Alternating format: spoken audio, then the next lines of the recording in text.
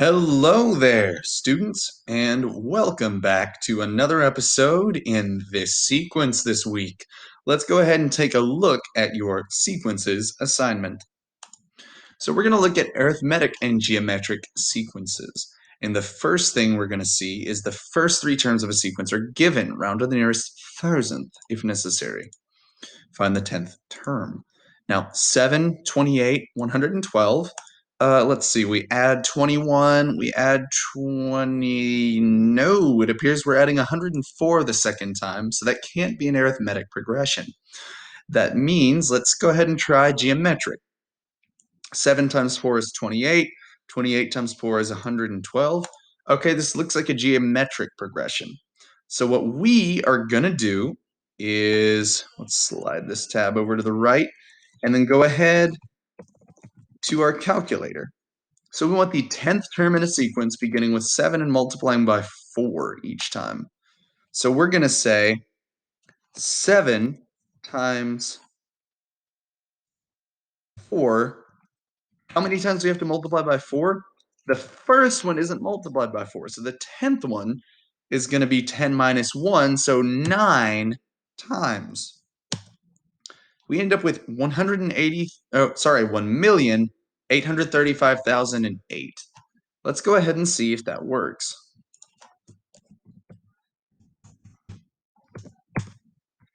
It looks like it does. So our ratio is 4, so we need to raise it to the 10 minus 1 power to get the 10th term. So 1,835,008 is going to be 7 times 4 to the 9th. Let's try the next problem. This one appears to subtract 7 and then subtract 7. So it looks like this actually is going to be arithmetic after all. So we want the 38th term, so 359 or minus 7. How many do we have to subtract to get the 38th term? That's right, 37 of them, because we start with the first term, but we don't have to subtract anything. So we're going to say 359 minus 7 times 37 to continue the progression.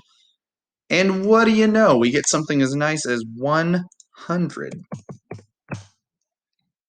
Let's try one more time. If you've seen this before, you shouldn't have too much trouble doing this. So this one's going to be a tricky one. 6 goes to 4, so we subtract 2. 4 goes to 2, no, it goes to 8 thirds. So how about we try geometric?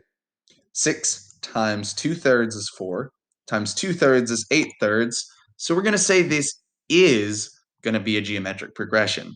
We're going to go ahead and multiply 6 times 2 thirds raised to what power to find the 7th term? 7 minus 1 is 6. So we're going to try that, and we want the nearest thousandth, which is going to be 3 decimal places, so 0.526. But now let's look at the next place to see if we have to round. 7 is more than 5, so we'll round up the 6 to a 7, so 0.527. Nailed it. So we just do the 7 minus 1 and we nail it. So let's go ahead and move to the next section. We nailed this first one. A bouncy ball is dropped, yada, yada, yada. It tells us from context that it's 80% of the previous bounce's height, meaning times 0.8. So 2.75 times 0.8, how many times? We get to the 12th bounce of the ball. First one's 2.75, so we're going to go ahead and say 2.75 times 0.8 raised to what power? The 11th, because we subtract 1 from our 12. And we get 0.236.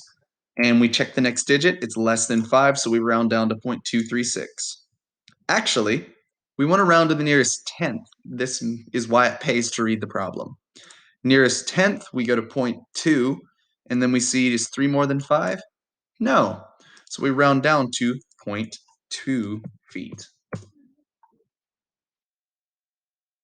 So we do that to the 12 minus 1 power. It's 0.2. We're going to try this again. Exact same 12th bounce. So we're going to do 3.75 times 0.77 again to the 11th power, so not 12. Rounding to the nearest tenth, we're going to have the same result with 0.2 and the one rounding down. We're going to continue on and find that we have a large box of chocolates. He eats 3 each day, so this we have to realize is arithmetic because it is a solid take away 3 every time rather than trying to multiply by a constant. So we're doing 48 minus 3, 13 days after his birthday. So it says 13 days after his birthday. So we're taking away 13 threes.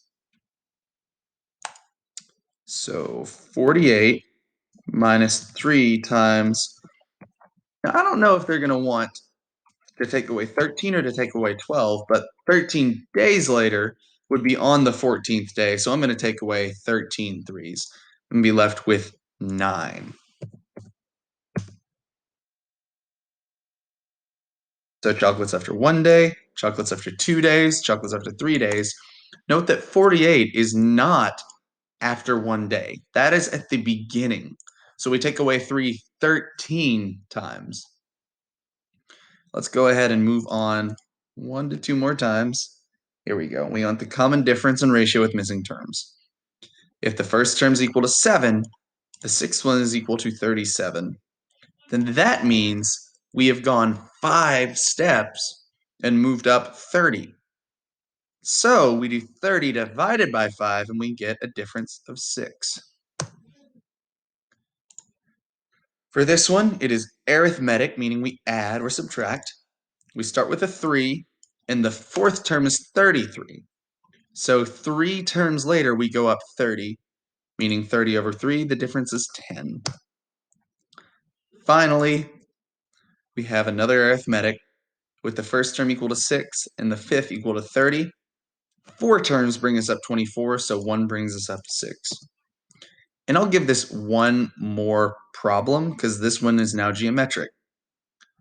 If the first term is 6 and the third term is 96, what is the common ratio? So let's divide those two. 96 over 6 is 16. So we want to know what number raised to the second power is 16. So we're going to go ahead and say square root of 16 because 2 iterations of this multiplication gives us 16. The square root is 4, so that must be our common ratio.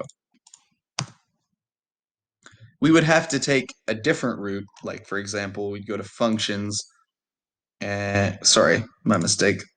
We would go to this button and find a different root if we needed to go ahead and find a different number of terms. Though I don't know if it's going to ask us for that, but that's a button here, the N with a check mark. That means you place that down and you get to write in the number of days that have gone by, and then underneath you write down the quotient of the total of like the nth term over the first one. Now I'm going to let y'all go ahead and do the rest of this problem. Have a good one.